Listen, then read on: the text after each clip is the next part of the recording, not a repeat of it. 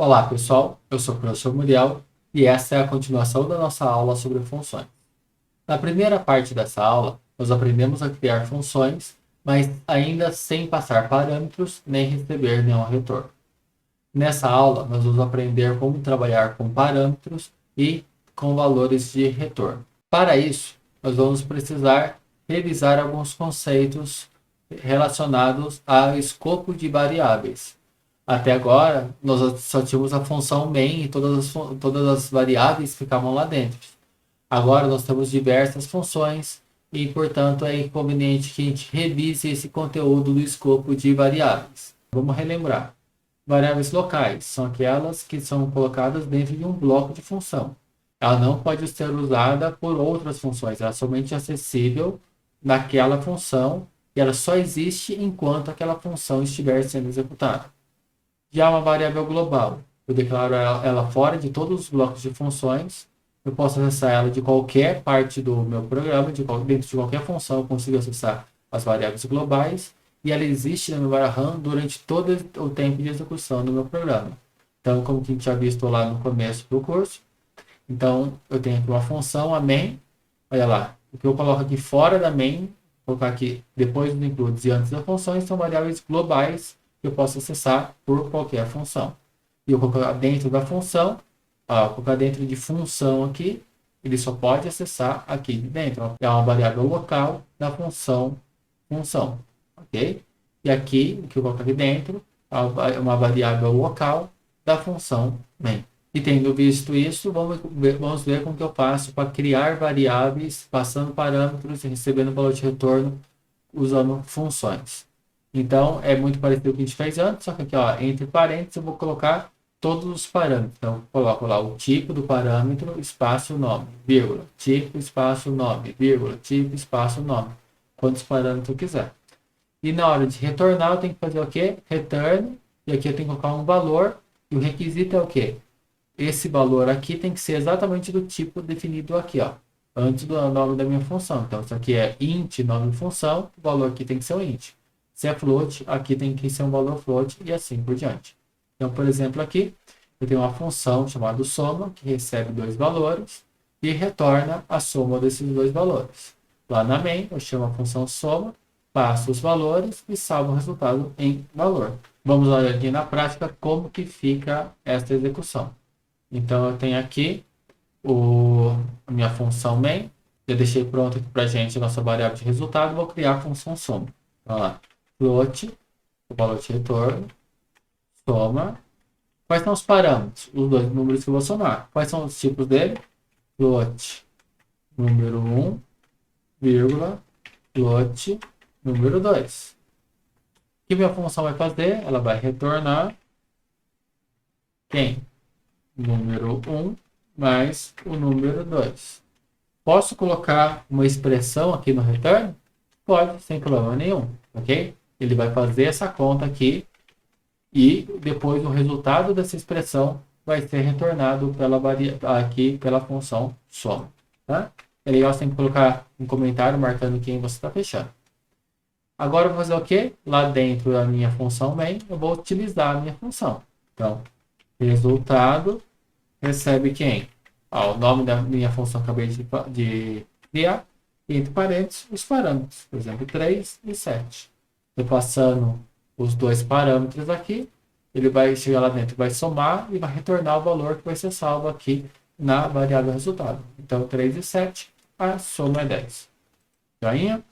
Agora eu já sei como passar e receber valores para a função que eu acabei de criar. Mas e se eu quiser passar parâmetro para a função main? Como que eu faço? Porque, né, a main está chamando outras funções, mas quem chama main? O sistema operacional. Então é isso que a gente vai ver agora. Para poder passar valores para o sistema operacional, eu gostaria via linha de execução do meu programa. Então, se eu estou lá no terminal, vou digitar lá, por exemplo, no Linux, né, ponto barra main, que é o nome aqui no caso do meu programa executado, espaço, e aqui vou separando por espaço, pegando cada um dos valores que eu quero passar como parâmetro. Então, nesse caso aqui, a minha main, se eu executar esse comando, minha main vai receber 4 argumentos. Por quê?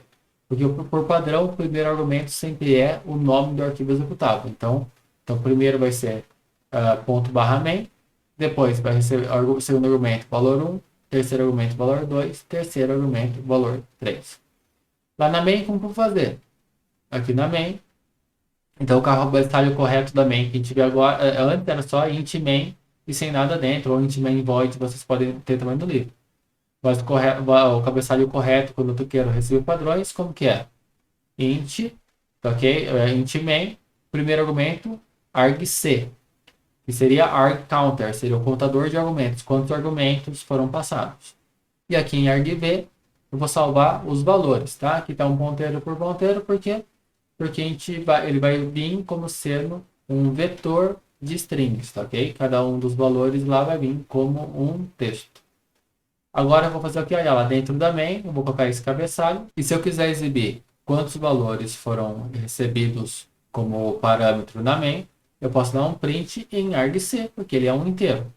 E para exibir os valores, eu vou fazer um for, que vai percorrer de 0 até menor que argc. Aqui, então, se são 3, ele vai de 0 até 2. E vai dar print em quem? Argv no índice i. É um vetor de strings, tá? Então, porcentagem S. Legal? Agora lá, como que ficaria na prática aquele mesmo exemplo da soma, se eu quisesse passar os dois valores lá como parâmetro? Então, eu tenho aqui uma função soma igual eu tinha antes. E eu vou fazer o quê? Eu não quero esses valores fixos. Eu quero receber esses dois valores. Então, aqui também, int argc, então contador de argumentos, argcounter, e aqui vou colocar o quê? Char, ponteiro, argv, ok? Então são os valores dos argumentos. Aqui ele vai vir, então, lembrando, como se fosse um vetor de strings, né? Na verdade, uma matriz de char aí. E aqui eu vou fazer o quê? Então, vamos lá. Eu tenho que, antes de calcular a soma, eu tenho que garantir que eu recebi os 3 argumentos. Vou fazer o quê? Vou testar. Se argc for igual a 3, então eu vou fazer o meu programa. Caso contrário, mostra uma mensagem de erro para o usuário, printf, o programa deve receber 2 argumentos. Ok? Olha lá, já que eu testei 3, lembra, porque o primeiro argumento sempre é o nome do arquivo executado.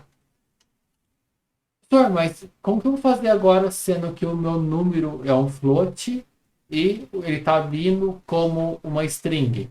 Então agora eu vou ensinar para vocês uma funçãozinha legal que ela vai converter de texto para float. Então, como que eu faço isso? Número 1 recebe ASCII, né, que é texto, para float. Então, A to F, a TOF, o pessoal chama, ok? Seria ASCII to, seria para, F de float.